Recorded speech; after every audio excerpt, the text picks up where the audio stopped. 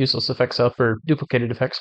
But I've got my my vocal chains pulled up. I'm gonna record myself just like talking randomly, maybe singing, humming, whatever, for like, I don't know, 15, 20 seconds or so. And then we're going to run it through this thing over here, which I just showed you is in Patcher. So in Patcher, if you go down here to where it says auto lead, right here, if you click on it, it pulls this thing up, and this is a Patcher preset, so you can look and see it, like everything that's in the thing itself. Basically what you do is you feed an input or a sound into this, and it turns it into a lead. So currently I've got auto tune turned on for this, and it's in B minor. So I'm gonna come over here to this thing and put this in B minor.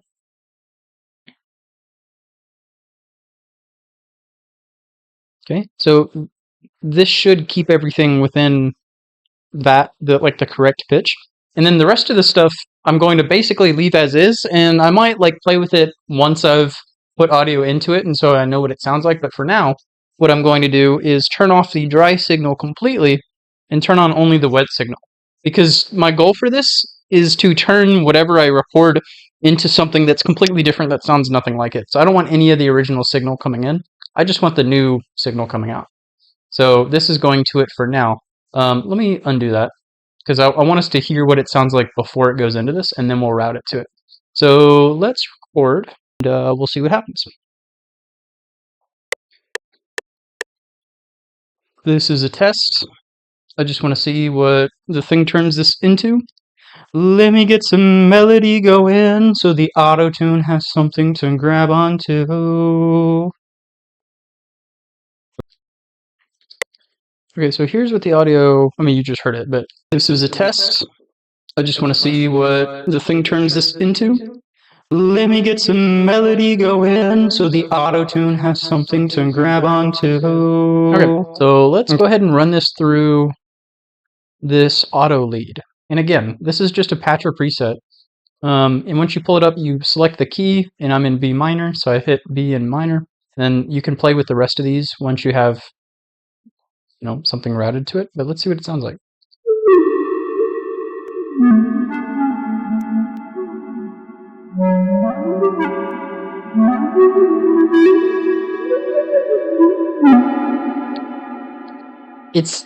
It's just like a flute now. It's not my voice.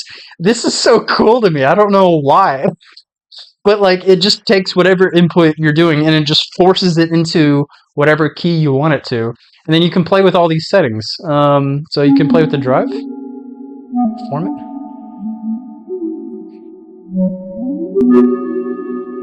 Okay, let me run some EQ on this.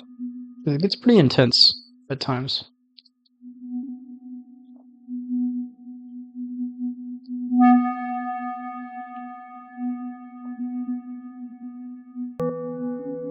I think I'm gonna actually hold off on the halftime for now. Let me get the sound that I want first, and then I'll process it like that differently afterwards. Oh, it was still going through the thing. Turn this. This is a test. I just want to see what the thing turns this into, and it turned it into this.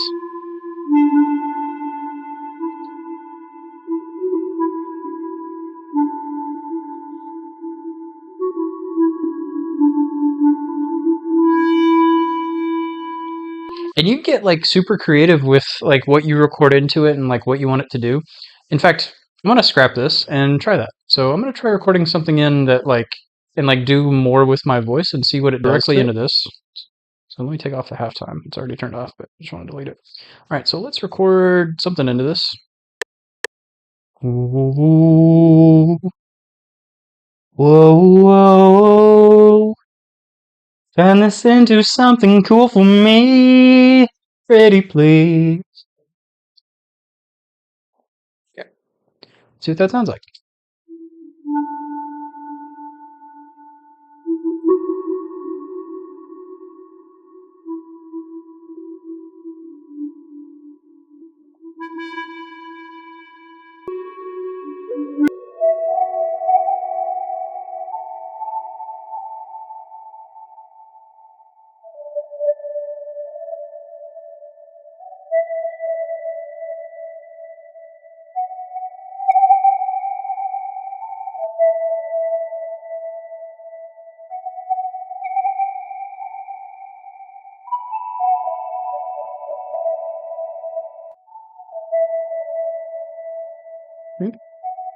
They're get pretty like I don't know, harsh. I might clean up like that. So I think what I'm going to do is run this through an EQ, and I'm going to automate a bunch of stuff.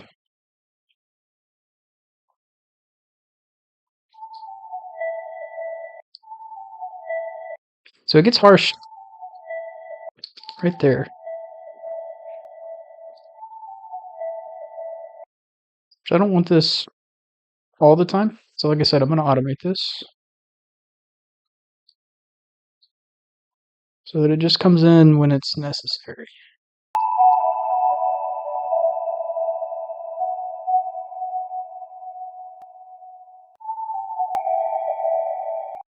Okay, so one thing I'm noticing is like I don't want to do too much limiting to it because I don't want to like mess the sound up. I say that it kind of sounds nice like this, but I also want to like maintain some level of like dynamic range. But at the same time, there are some parts that I really want quieter. I mean louder. Well, both louder and quieter. So I'm going to use something called the vocal writer. So if you go into Patcher, there's something over here called vocal writer, which you can use to like make sure things are um, like less dynamic overall on a like a macro level. Let me show you what that means. What I mean by this is activated. That's why you can. Okay, here's what it sounded like before. Like you've got some really really loud parts and some really quiet parts, which I want a little bit of that, but I don't want it so much. So I'm gonna turn this on, and my minimum range is going to be a little bit louder. My maximum range is going to be a little bit quieter.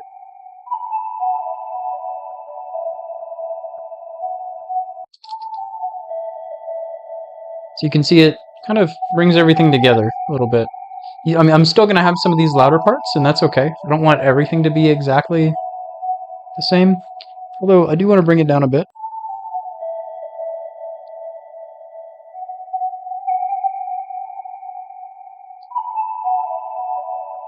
And then I am going to do a little bit of limiting, just to make sure that we're not getting too loud. Actually, what I might do is that it's just that one part that's kind of loud, so I might manually go in and change that part. So it's this part that's kind of loud. So what I'm going to do is cut it. Just kind of where it's the loudest. Smooth that out so you don't get any like popping or clicking, hopefully. And then just bring this one part down. So I am limiting a little bit. It's okay. I just didn't want to be limiting as much as I was before. Because I think if we look at this, I think it's just playing with the volume. I don't think it's actually compressing. There's a wave shaper in there, EQs, limiters. Yeah, it could be compressing. I don't actually know for sure. But I don't think it is compressing. I think it's just like dialing the volume up and down, essentially. I could be wrong. So if somebody actually knows how this works, exactly, I guess I could go through and like play with these and figure it out myself. But that's not the purpose of this video. If somebody does know exactly how this works and would like to explain it in the comments, feel free to. But it's a useful tool for all kinds of things, not just vocals. Okay, now I think we can do some more stuff to this. It is really pretty, but I want to add to it. So let's try halftime.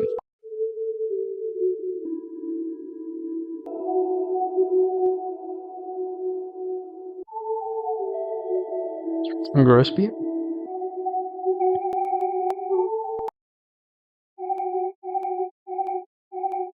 Right there, there's a little pop. So I think it's like right here.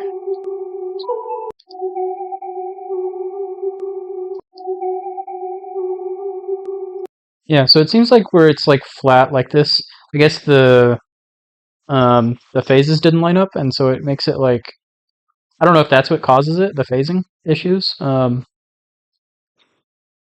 If you know what causes this, feel free to let me know in the comments down below. But I noticed that sometimes this happens when I use halftime. I get little pops and clicks.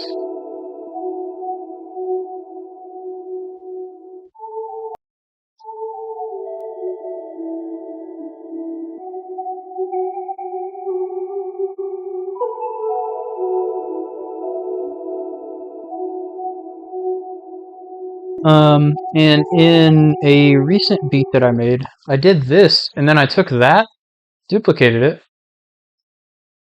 and then just like messed with it. So I'm gonna get rid of that pattern.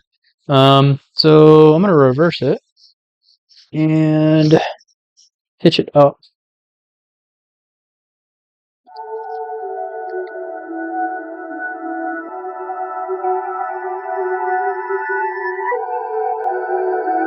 It's kind of cool.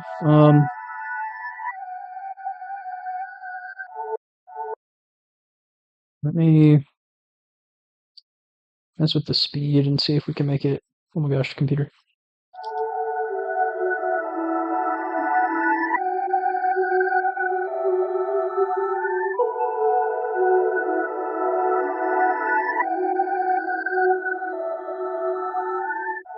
So that's cool. I might come back to this. I do want to try speeding it up again.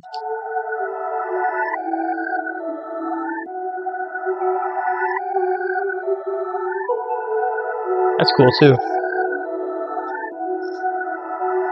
I may combine them. So I may do both. So this one was half that speed. So it would have sounded like this.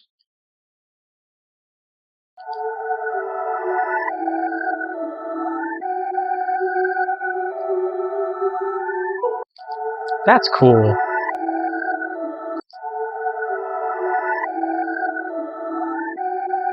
There's a little bit of a pop there.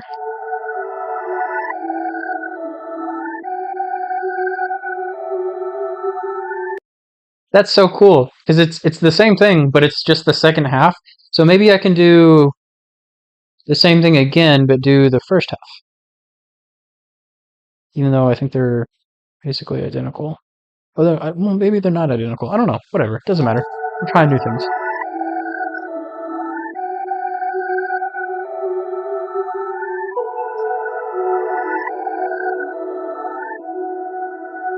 This is so pretty sounding. What the hell?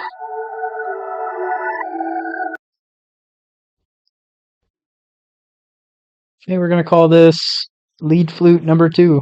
Sure, that's the perfect name actually. And we will change. I'm just gonna do this. Perfect. Okay.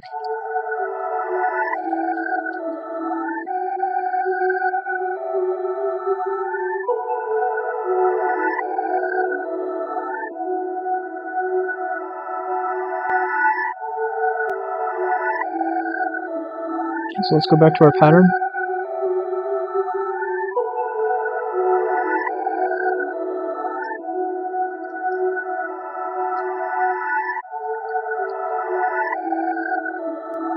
I almost just want to start adding drums to this.